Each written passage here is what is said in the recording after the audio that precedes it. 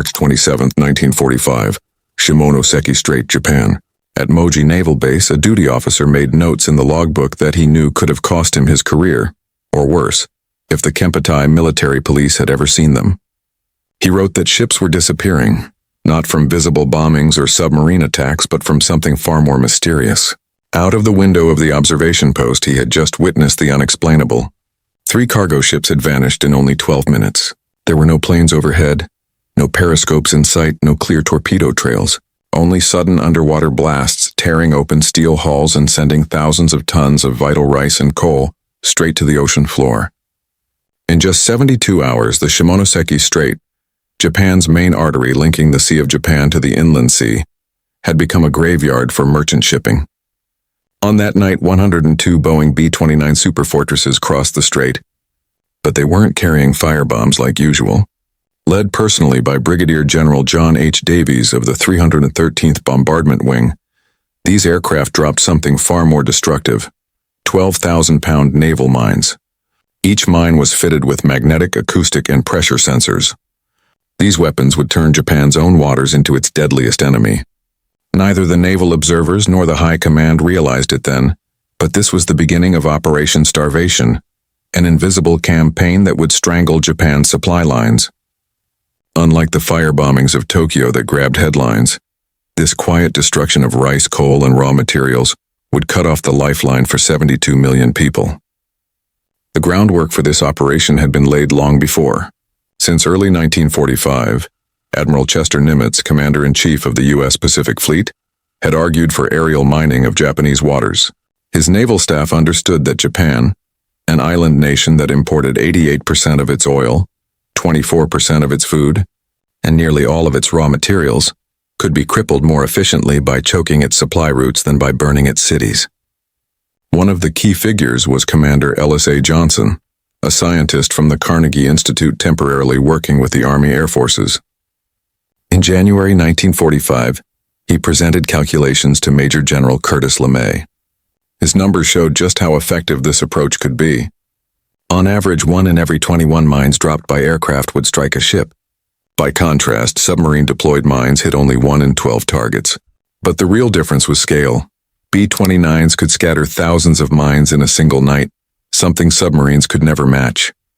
Japan did have a mine warfare force. According to post-war interrogations recorded by the U.S. Strategic Bombing Survey, the Navy had 349 minesweeping vessels and 20,000 trained men under Captain Kyuzo Tamura, the country's leading mine expert. But they were prepared for the wrong kind of war. Their magnetic sweeps could only clear to a depth of 10 meters. Their acoustic methods were little more than crude noisemakers, and they had no defense at all against pressure-sensitive mines, which detected the water displacement of passing ships. The first major shock came the very night of March 27th. Radar operators at Moji Naval Base watched in disbelief as B-29s flew precise patterns, dropping mines into exact points in the strait. By morning, 18 ships never came out the other side. The following 2 weeks brought even greater disaster. The destroyer Yukikaze, famous for surviving nearly every major battle of the Pacific, was forced to remain in port. Its captain refused to risk the unseen minefields. Day after day, Japanese minesweepers worked frantically. Night after night, more ships vanished. Some mines exploded immediately. Others lay dormant for days, striking only when shipping traffic seemed safe. Mining runs were carried out by single B-29s or very small groups, flying at night between 5,000 and 8,000 feet. They were guided by radar for pinpoint drops. This altitude was low enough for accuracy, but still high enough to avoid most anti-aircraft fire. Japanese engineers were stunned when they studied captured American mines. According to reports submitted to the Strategic Bombing Survey, the weapons had 6 different types of triggers. Some used magnetic sensors to detect steel hulls. Others listened for the sound of engines. Some sensed pressure changes in the water. Certain models combined all 3. A few were programmed to ignore the first several ships before detonating. Others delayed arming for days after being dropped. On April 2, 1945, Kobe Harbor became the scene of another shock. The 6,000-ton freighter Yamashiro Maru, loaded with soybeans from Manchuria, sailed into what Japanese minesweepers had cleared as a safe channel. The ship drew 26 feet of water, well within safety limits confirmed that same morning. At air weight 32 hours, a pressure mine labeled M11 detonated beneath its engine room. It had been lying in wait for 6 days and was programmed to ignore the first 3 vessels. Of the crew of 53, only 12 survived. The freighter sank in just 4 minutes, leaving the harbor filled with soybean paste and drowning men. The loss was crippling. Shipping through Kobe collapsed by 85% in just 4 months, dropping from 320,000 tons in March to only 44,000 tons in July. Japan's busiest port became a silent wasteland. Ships piled up outside, their captains unwilling to enter. Food sat rotting on the docks while civilians in the cities went hungry. By mid-April, U.S. Navy records show the results of the first month of Operation Starvation. A total of 113 Japanese merchant ships had been sunk by mines in the Shimonoseki Strait alone, equal to 9% of the nation's remaining merchant fleet. The 600-meter-wide channel that had once carried 70,000 tons of cargo daily was reduced to only a fraction of that. The effects spread across the country. Allied codebreakers intercepting Japanese communications reported dire shortages. Factories in Tokyo without coal, shipments from Kyushu halted, food supplies collapsing. On top of this, Japan's rice harvest of 1945 was the worst since 1910. With domestic crops failing and imports blocked, the nation was pushed to the brink of starvation. Operation Starvation had lived up to its name. By mining Japan's waterways, the Allies had found a way to cut off supplies, strangle industry, and break the will of an island nation, all without ever setting foot on its shores. Daily rice rations in Japan's cities fell hard. First from 350 grime to 250 grime, then replaced almost entirely by sweet potatoes and flour stretched with sawdust.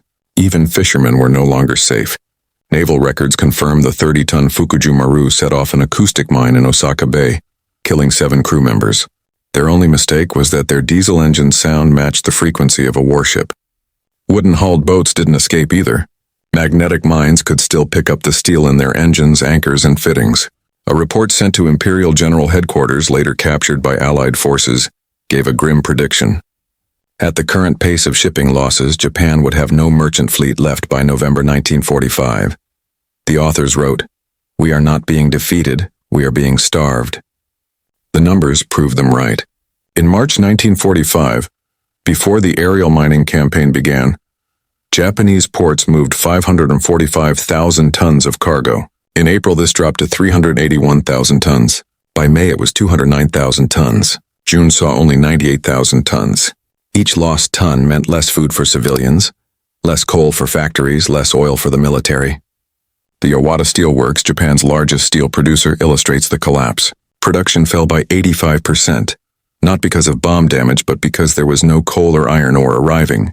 The same furnaces that once made steel for battleships and tanks went cold. Workers were dismissed, sent home to search for food instead of making steel. Medical records from the Japanese Ministry of Health reveal the cost to the population. Old diseases linked to poverty returned after decades. Beriberi appeared from lack of vitamins.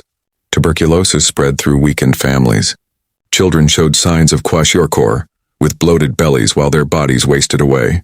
The Navy tried desperate countermeasures. Suicide boats were ordered to sacrifice themselves by detonating mines. Wooden craft were pushed into service. Channels declared safe were often deadly within hours. Captain Kyuzo Tamura compiled lists of ships lost to mines, submarines, and aircraft. He had 349 minesweeping ships and 20,000 men under his command, but they were overwhelmed. By May 1945, morale among merchant crews collapsed. Commander Tadashi Kuwahara later admitted to Allied investigators that many sailors refused to sail. Crews abandoned ships rather than risk certain death. Dozens of captains chose prison over taking their vessels into mined waters. The psychological effect went far beyond sailors. People living in coastal cities could see ships explode in waters labeled cleared. The unpredictability created fear no bomb raid could match. By June 1945, Japan's industry had essentially shut down. The Kawasaki shipyards, once building submarines and destroyers, sat idle for 2 months with no steel. Mitsubishi's factories producing the new Raiden fighter closed due to lack of aluminum.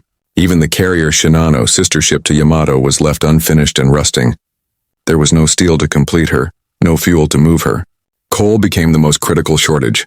Traffic through the Shimonoseki Strait plummeted from 70,000 tons per day in March to 35,000 in April. By May, only 7,500 tons moved through. June dropped to 1,750 tons. July barely climbed to 8,000 tons before collapsing to just 1,500 tons in August. Power plants shut down, leaving whole prefectures without electricity. In Osaka, factories that once worked 3 shifts operated only when coal shipments arrived, sometimes once a week, sometimes not at all.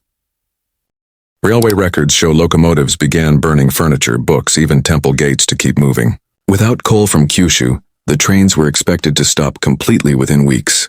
Food transport suffered most. Japan relied on coastal shipping to move rice and supplies from the countryside to the cities. With shipping paralyzed, millions faced starvation. Tokyo rationing records describe citizens waiting 14 hours for rice that never arrived. Rice was available in Niigata, only 200 kilometers away, but no ship would risk the mined waters. Planners feared that by February 1946, as many as 10 million people could starve. Only Japan's surrender and subsequent American food shipments prevented this outcome. By July 1945, the average civilian's diet had fallen to 1,200 calories a day, compared to 2,200 before the war. Fishing villages, once self-reliant, also suffered. Mines destroyed boats or kept them tied in port. The Joint Army-Navy Assessment Committee documented the loss of the 500-ton Taiyo Maru. It struck a mine only 3 miles from shore while trying to bring sardines to Nagoya. 23 fishermen were killed instantly. Japan's supply lines to Korea and Manchuria collapsed as well. Korea, long a source of rice, became unreachable. The ports of Busan, Rashin, and Seishin were heavily mined. Cargo ships that had made the run for decades were left to rust in harbor. In June 1945, the 8,000-ton Chosen Maru attempted the run from Busan to Osaka. It carried medicine for a typhoid outbreak in Seoul and 5,000 tons of rice for Osaka. Just 16 miles from Busan, a magnetic mine blew its stern apart. 43 crew members died, and the rice sank with the ship. Normally 50 ships a day crossed the Korea Strait. By this stage of the war, only 3 or 4 small wooden vessels managed the trip. The Japanese army in Korea, cut off from supply, began seizing food from Korean civilians, causing famine there as well. The lifeline to Manchuria, Japan's key source of coal, iron ore, and soybeans, also collapsed. Japanese customs records show the port of Dairen handled only 12,000 tons of goods in July 1945, compared to 380,000 tons in July 1944. Reports from Kwantung Army Logistics showed warehouses stacked with supplies, coal, steel, and food, but ships no longer came. Those that tried rarely returned. The impact spread across the war economy. The Strategic Bombing Survey later reported aircraft production dependent on Manchurian aluminum fell by 91%. Tank production stopped completely. The mining campaign had not only strangled Japan's supply lines, it had shut down its war machine. Even basic ammunition began running out once Japan's supply of Manchurian copper and lead was cut off. American mines showed a level of technology Japan could not match. The U.S. Navy deployed 1,000 and 2,000 LB mines with multiple fuse types. Among them were the magnetic M9 Mod 1 and M11, the acoustic A3 triggered by propeller noise, the A5 set off by hull vibrations, and the pressure-sensitive A6. Japanese engineers who examined recovered mines were stunned. Technical reports revealed sensors years ahead of anything Japan had. Magnetic detectors could tell different ship types apart. Acoustic devices ignored countermeasure noise. Pressure sensors were so precise they could even detect a rowboat. The ship count mechanisms caused chaos. A mine could let 5 ships pass before destroying the 6th, making cleared channels deadly again. Some mines armed themselves days after being dropped, others weeks later. For every ship's crew, each voyage became a gamble with death. The B-29s AAPQ-13 radar gave the Americans precision mining even in darkness or poor weather. Japanese intelligence intercepts show their observers couldn't understand how the U.S. placed mines so accurately in narrow shipping channels at night with overcast skies. Superiority extended beyond deployment. In less than 6 months, Mine Assembly Depot No. 4, with only 12 officers and 171 men, loaded 13,090 mines into B-29 bombers. Each could be fitted with around 200 different combinations of triggers and timing devices. Minefields were custom built to counter whatever sweeping techniques Japan attempted, always staying one step ahead.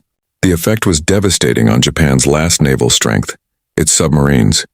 Records show the I-58, which later sank USS Indianapolis, spent 3 months stuck in Cure Harbor because her captain would not risk the minefields. Vice Admiral Teijiro Takagi, commander of the 6th Fleet, reported to Naval Headquarters, "Our submarines cannot deploy. The Americans have turned our own bases into prisons." Even the battleship Yamato was affected. When she left on her final mission to Okinawa in April 1945, she couldn't use the Shimonoseki Strait. Forced into the Bungo Strait instead, Yamato was spotted and destroyed by carrier aircraft. The mine blockade had indirectly sealed the fate of the world's largest battleship. Japan's minesweeping crews started confident, but were quickly defeated by American technology. Their magnetic sweep cables only worked to 10 meters above the seabed, too shallow for many mines. Their acoustic noisemakers were useless against advanced American sensors. On May 15th, minesweeper W-22 struck a mine while following all official procedures. It killed 18 crew members. The mine had been designed to ignore sweeping signatures and wait for the ship itself. Captain Kyuzo Tamura, Japan's top mine warfare officer, later admitted during post-war interrogation, the result of B-29 mining was so effective against shipping that it eventually starved the country. It was a far-sighted policy. The results of Operation Starvation shocked even U.S. planners. The 20th Air Force flew 1,529 sorties, dropping 1,235 mines across 26 fields in 46 missions. This effort required only 7% of the 21st Bomber Command's total sorties, and just 15 B-29s were lost. The return was massive. Mines sank or damaged 670 ships, totaling over 250,000 tons, more than all submarines, carrier aircraft, and surface ships combined in the same period. The efficiency was unmatched. For every B-29 lost, Japan lost about 45 ships. By comparison, the submarine force used 190 boats to sink 1,314 ships during the entire war, an average of 92 ships per submarine. The 40 B-29s dedicated to mining averaged 7 airweight ships destroyed each in just 5 months. Behind the statistics was human tragedy. The Japanese Seamen's Union recorded more than 25,000 merchant sailors killed. These were skilled men who had sailed Japan's waters for decades. They could not be replaced. By the end of the war, some ships were staffed by teenagers and elderly men with little or no experience. Families of merchant sailors suffered deeply. Unlike soldiers killed in battle, merchant deaths from mines carried no honor. Many families received only a note, "Lost at sea." There was no glory in dying unseen while hauling rice. By July 1945, Japan's cities were starving. Records from the Tokyo metropolitan government show the capital, crowded with refugees, consumed its last rice reserves. Black market rice prices soared to 100 times the official rate. In Osaka, families traded heirlooms for sweet potatoes. Hospitals collapsed. According to medical reports collected by U.S. occupation authorities, doctors performed surgeries without anesthetics. No shipments of medicine arrived. No bandages. No antibiotics. Patients died from infections that penicillin would have cured easily. Schools also broke down. Ministry of Education records show lunch programs, the one reliable daily meal for children, ended in May 1945. Teachers reported students fainting from hunger in class. Some schools shut completely, with no food for students, no coal for heat, and no transportation for staff. The chain reaction was unstoppable. Factories without coal could not produce. Without production, workers weren't paid. Without pay, there was no food. Without food, there was no labor. At the Nagasaki shipyards, which had once built the battleship Musashi, 30,000 workers were employed in January 1945. By July, only 3,000 remained. Operation Starvation had turned Japan's economy, society, and cities into ruins without firing a single direct shot at them. The majority of workers had either been dismissed or fled to the countryside in search of food. Those who stayed behind could no longer produce anything. Steel production stopped. Coal production stopped. Their only focus was survival. Even sake, which carried deep cultural meaning for morale, was no longer being brewed. Records from the brewing industry show that the Gakken Brewery in Kyoto, which had been operating since 1637, shut its doors in June 1945. There was no rice for brewing, no bottles from glass factories, and no transportation to deliver goods. 3 centuries of tradition ended, not by bombs but by mines. Japan's military, preparing for an American invasion, found its defenses crippled by the mining campaign. Records from Imperial General Headquarters show that troops could not move between islands, and ammunition never reached defensive positions. Even the kamikaze program was stalled. Without fuel deliveries, planes could not fly. After the war, private papers of War Minister General Korichika Anami revealed his despair. "We prepare to fight on the beaches, but our soldiers have no bullets. We promise to fight to the last man, but that man will be fighting with bamboo spears." Plans to transfer divisions from China collapsed completely. No ship would risk the journey. Japan's most capable force, the elite Kwantung Army, sat idle in Manchuria while the homeland was defended by teenage conscripts. By July 1945, the mining campaign had destroyed Japan's maritime movement. Out of 143 Japanese ships sunk that month by bombs, torpedoes, and mines, less than 10% were lost to submarines and less than 10% to aircraft. Mines alone accounted for over 90%, a total of 129 vessels. The B-29s had succeeded where submarines could not, cutting off Japan's lifelines. The efficiency was striking. A standard incendiary raid required 300 B-29s dropping 2,000 tons of bombs to destroy 16 square miles of city. In comparison, just 12 B-29s dropping 100 tons of mines could shut down an entire port for months. The mining of Korean ports caused further suffering. Post-war UN investigations revealed that Korean forced laborers, taken to Japan during the war, could not return home. Japanese settlers in Korea were also trapped. Food distribution collapsed and both groups faced starvation. The port of Wonsan, heavily mined in July 1945, according to U.S. Navy records, was not completely cleared until 1950 and was mined again during the Korean War. Some mines laid in 1945 continued to sink North Korean vessels 5 years later. As July turned to August, Japan was near total collapse. Analysis by the Strategic Bombing Survey of Japanese shipping records shows that traffic through key straits had fallen to a fraction of pre-war levels. The nation that had started the Pacific War with dreams of empire could no longer feed its capital. On August 5th, just 5 days before Japan's surrender, B-29s dropped another 95 mines into Japanese waters. Records confirm that some of these mines continued killing after the war ended. On August 20th, the Kaiomaru struck one of these mines, killing 18 crew members who believed their war was over. Historians still debate how much the atomic bombs forced Japan's surrender, but the mining campaign's role is undeniable. After the war, Prince Fumimaro Konoe testified to occupation authorities that B-29 aerial mining had been just as effective as the direct bombing of Japanese industry, because it blocked all food and vital supplies from reaching the home islands. Emperor Hirohito himself, in his surrender speech, admitted that the nation could no longer continue fighting. That failure was rooted in empty stomachs, silent factories, and idle shipyards, all direct results of mines. Post-war interrogations provide more evidence. Admiral Kyuzo Tamura, former ambassador to the United States, stated bluntly, "We could have endured the bombing. Cities can be rebuilt, but we could not endure starvation. The mines defeated us by taking away our ability to feed ourselves." But Japan's surrender did not end the story. The U.S. Navy informed Japanese leaders that mine clearance was their responsibility. Under American supervision, Japanese minesweepers began the hazardous work of clearing their own waters. The job was overwhelming. Many mines had delayed arming systems that took months to activate. Others used ship count mechanisms that could wait for the 100th vessel to pass. Some combined multiple sensors requiring exact conditions to detonate. The U.S. gave only general information about minefields, not exact locations or types. In December 1945, Japanese naval sweeping forces under Captain Tamura were reorganized under the new 2nd Demobilization Ministry and kept working to clear the seas. Most were former Imperial Navy sailors, now tasked with saving lives in service to their defeated country. The cost was severe.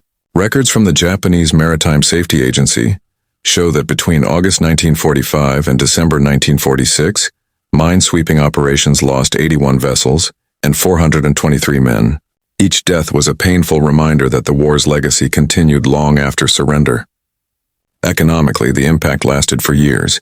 Shipping insurers refused to cover vessels in certain areas, even when officials declared them clear. Insurance rates for Japanese ships stayed high until 1950. Some remote sea routes were not fully safe until the 1970s, when modern technology allowed proper clearing. Ironically, the experience gained from clearing American mines became critical only 5 years later. In 1950, when the Korean War broke out, many of the same Japanese sweepers were secretly dispatched to Korea. 25 vessels with their crews sailed from bases in Kure, Shimonoseki, Osaka, Otaru, Nagoya, and Niigata. They formed a special sweeping force under the command of former Imperial Navy Captain Kyuzo Tamura. Several Japanese ships were lost and their crews died in Korean waters. Their mission was kept secret for decades. Japan's constitution forbade military action, so their deaths were officially recorded as accidents at sea. Operation Starvation permanently changed naval warfare. The strategy of precise aerial mining, using advanced aircraft navigation to place mines with accuracy, became a new global standard. Every major navy studied its results. The technology spread quickly after the war. Acoustic, magnetic, and pressure mines became standard weapons in naval stockpiles around the world. Features first tested in Operation Starvation, like ship count triggers, delayed arming systems, and combined sensors, were later found in Cold War minefields from the Baltic to the South China Sea. Despite its devastating results, Operation Starvation remained largely unknown to the American public. There was no dramatic gun camera footage, no famous pilots, and no cities burning on film. Mines sinking ships in silence at night did not make for good propaganda compared to daylight carrier raids.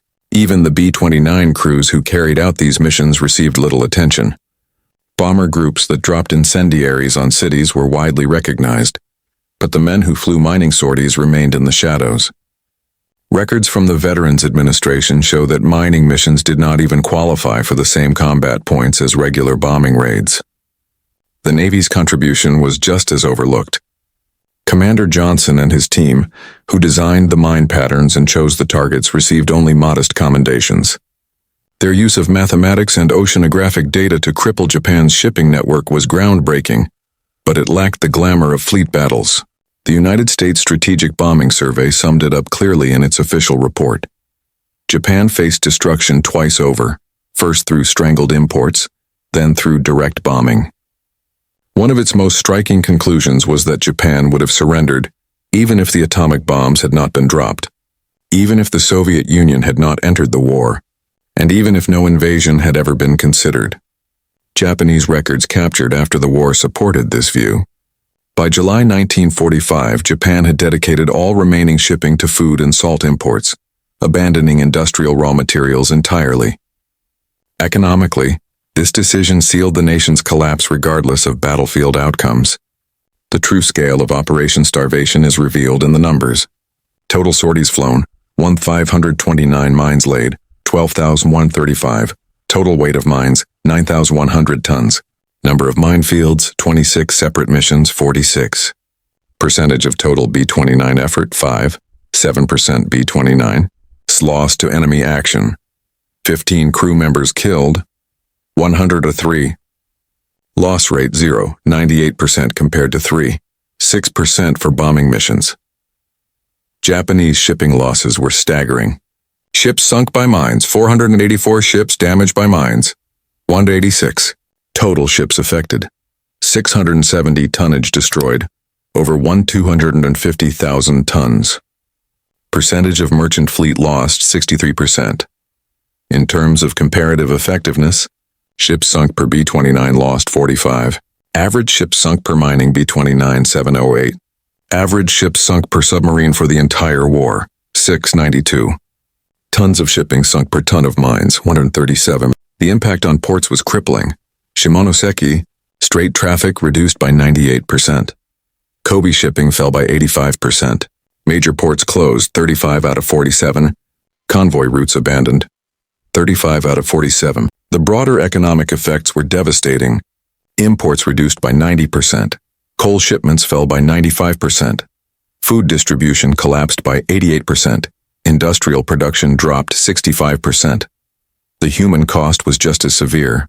Japanese merchant marine deaths, more than 25,000 fishing boat casualties, more than 7,000 post-war mine-clearing deaths, 423 civilians at risk of starvation, 10 million, only prevented by surrender. Post-war mine clearance dragged on. Time required to clear major ports 2 years. Time to clear all Japanese waters, 27 years. Mines successfully cleared. Over 6,500 mines left unaccounted for. More than 1,000 Japanese minesweepers lost in clearance, 81. Operation Starvation stands as the most successful aerial mining campaign in history. In just 5 months, 160 B-29s achieved what neither submarines nor surface ships had managed: the total shutdown of Japan's maritime commerce. The campaign proved that wars could be won not only by destroying enemy forces directly, but also by destroying the systems that kept those forces alive. At the time, even Japanese leaders did not understand the scale of the disaster. Naval headquarters often blamed submarines for the sinkings. The civilian government believed American carriers were responsible. Even Captain Kyuzo Tamura, Japan's top mine warfare officer, admitted in post-war interrogations that he never realized 12,135 mines had been laid by B-29s alone. In the end, Japan was defeated not by invasion, and not even primarily by the atomic bombs, but by weapons that turned its own waters into traps. The B-29s that dropped mines instead of bombs may have caused more deaths through starvation and economic collapse than all the incendiary firebombing raids combined. The story of Operation Starvation is still little known because its victims died quietly, without spectacle. There was no dramatic footage of night sinkings, no famous battles, only the slow strangulation of an island nation that lived or died by the sea. Yet in that silence lay its power. Admiral Nimitz observed after the war that the mining campaign showed how the most effective weapons are often the ones the enemy never sees. The 670 ships destroyed by Operation Starvation carried with them Japan's ability to wage war, to feed its people, and to function as a nation. Each mine that detonated in dark waters sent consequences rippling across the country: empty stomachs, unheated homes, factories without power, and finally, surrender. Captain Kyuzo Tamura, the man who had led Japan's mine-sweeping effort, left the most honest judgment in his testimony to American interrogators. He admitted that the B-29 mining campaign had starved the nation into submission, achieving with invisible weapons what bombs could not: the complete paralysis of an empire.